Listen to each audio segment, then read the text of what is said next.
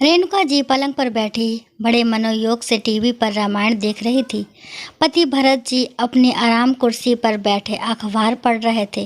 रेणुका जी पूरी तरह से रामायण में डूबी थी कि अचानक खट की आवाज़ आई और टीवी बंद हो गया।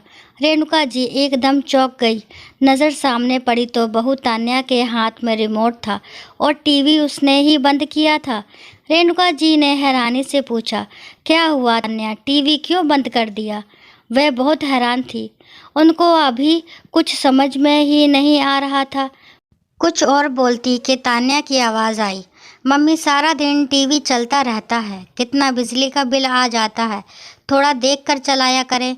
आवाज़ थोड़ी तलख थी। रेणुका जी को पहले तो समझ ही नहीं आया कि बहू क्या बोल रही है, और जब समझ आया तो गुस्से से मुंह लाल हो गया। भरत जी ने अखबार चेहरे के सामने से हटाया, पहले बहू की तरफ देखा और फिर नज़र पत्नी की तरफ दौड़ाई। बहू से बोले, ये कौन सा तरीका है तान्या मम्मी से बात करने का?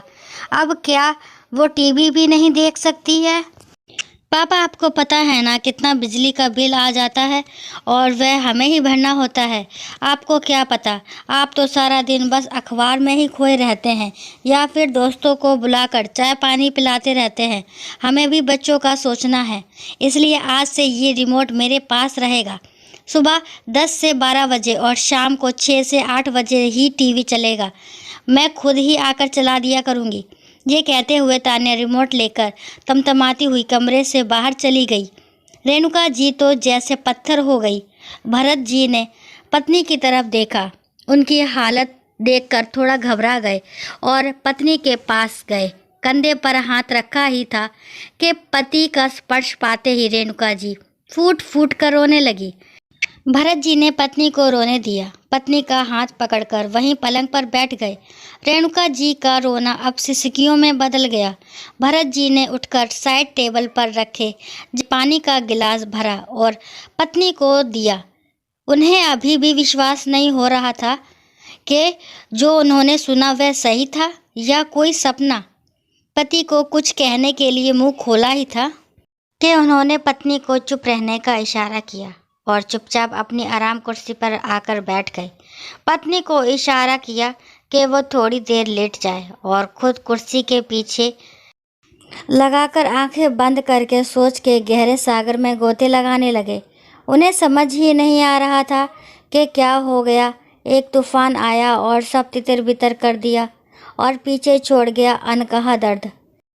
पत्नी की तरफ देखा तो वह भी आंखें खोले उसकी तरफ देख रही थी। घर की हवा में बदलाव तो वे पिछले 2-3 महीने से ही महसूस कर रहे थे। बहू का बिना बात के खिजना, बेवजह चीखना चिल्लाना। पहले बेटा आते जाते मिलता था, पर अब सिर्फ डिनर टेबल पर ही दिखता है। भरत जी या रेणुका जी कुछ पूछे तो बस हाँ या ना में जवाब मिलता था। बहू ने 1-2 बार इशारे इशारे में जता भी दिया कि ये मकान उनके नाम कर दें। भरत जी ने सोचा भी कि बाद में भी उन्हीं का होना है तो नाम कर देने से क्या फ़र्क पड़ेगा। और अब वे मन ही मन अपने साड़ू साहब को धन्यवाद देने लगे जिन्होंने उन्हें ये सलाह दी कि भाई साहब, अपने जीते जी मकान किसी के नाम नहीं करना। हाँ, वसीयत ज़रूर बनाना और उसमें भी मकान पहले अपने पत्नी के नाम लिखाना और उसके बाद बेटे के नाम। पत्नी का बुढ़ापा मत खराब करना। आपके बाद कम से कम इज्जत की 2 रोटी मिलेगी उसे इसी मकान के लालच में। और उन्होंने ऐसा ही किया। ये ज़रूर था कि बेटे बहू को इस बात की जानकारी नहीं दी, क्योंकि ये सलाह भी साड़ू भाई ने ही दी थी कि औलाद का असली रंग देखना हो तो झूठ बोलकर देख तो सच्चाई सामने आ जाएगी। इतनी जल्दी नकाब उतरेगा ये नहीं सोचा था। भरत जी ने सिर हिलाया जैसे किसी निर्णय पर पहुंच गए हैं। रात को दोनों चुपचाप डिनर के लिए डाइनिंग हॉल में आ गए। बेटा बहू पोता पोती सब थे। चुपचाप खाना हुआ। बच्चे खाना खाकर अपने कमरे में चले गए। भरत जी ने बेटे रोहन और तान्या को अपने सामने बैठने के लिए कहा और बेटे की तरह मुखातिब होकर बोलने लगे, देखो रोहन, आज जो हुआ वो मैं दोहराऊंगा नहीं। तान्या से पूछ लेना कि आज उसने क्या हिमाकत की है। ना, कुछ बोलने की ज़रूरत नहीं है। तान्या को बोलने के लिए आतुर देख भरत जी ने कहा और बात आगे बढ़ाते हुए बोले, आज ऐसा हुआ है जो मुझे मंजूर नहीं है। इस घर को तुम्हारी ज़िंदगी को बनाने में हमने ना दिन देखा ना रात, कभी पैसों का मोह नहीं किया। तुम्हारी मम्मी भी अच्छा कमाती थी और मैं भी अच्छा वेतन पाता था, तो ज़िंदगी आराम से गुजर रही थी। और फिर ये 2 मंजिला मकान भी बना लिया ताकि बुढ़ापा शांति से गुजर जाए। तुम्हारी मम्मी ने 2-2 ड्यूटियाँ निभाई, घर को भी पूरा समय देती थी और नौकरी भी करती थी। नौकरी करते हुए भी मम्मी ने हमेशा तुम्हारे दादा दादी के सारे कर्तव्यों को पूरा करने की कोशिश की, उन्हें पूरा आदर सम्मान दिया। और आज जब उसके आराम करने का समय है तो उसका टीवी देखना भी तुमको भारी पड़ रहा है। घर के खर्चे का जो सुनाती हो तान्या, तो फिर आज सुनो, घर का पूरा खर्चा मैं उठाता हूँ। अखबार का, कुक का, कामवाली बाइक की पेमेंट मैं करता हूँ, पानी का, गैस का बिल मैं भरता हूँ। तुम सिर्फ बिजली का बिल देते हो। आज तक ना तुम्हारी मम्मी ने ना मैंने तुम दोनों से कभी पूछा कि कहाँ जा रही हो, क्या खर्च कर रही हो, क्या खरीद रही हो, क्या ला रही हो। तो फिर हमारा खर्च तुम्हारे लिए इतना बड़ा हो गया कि तुमने हमारे टीवी का समय ही बांध दिया। तो बेटा, ये तो मुझे बिल्कुल भी मंजूर नहीं है। एक बात और सुन तो, अब अगर घर में मेरी या तुम्हारी माँ की बेइज्जती हो तो मैं बिल्कुल बर्दाश्त नहीं करूँगा।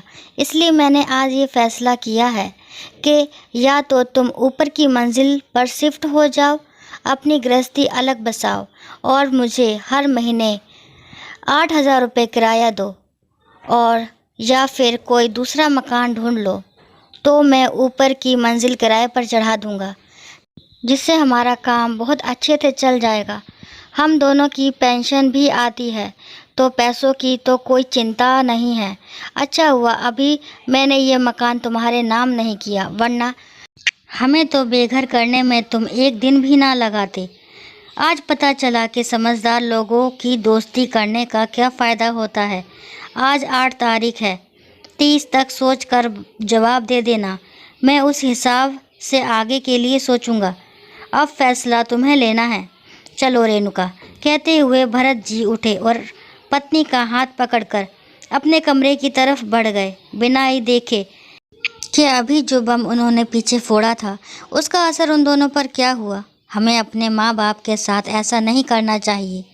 माँ बाप जो कुछ कमाते हैं, सेविंग करते हैं, मरने के बाद उनके बच्चों का ही होता है, तो फिर हम माँ बाप के साथ इतना गलत क्यों करते हैं। आशा करती हूँ कहानी आपको पसंद आई होगी। कहानी पसंद आती है तो प्लीज़ मेरे चैनल को लाइक, शेयर, सब्सक्राइब करना ना भूलें। और इस कहानी के बारे में आपके क्या विचार हैं कमेंट बॉक्स में ज़रूर बताएं। और कहानी को लास्ट तक सुनने के लिए थैंक यू।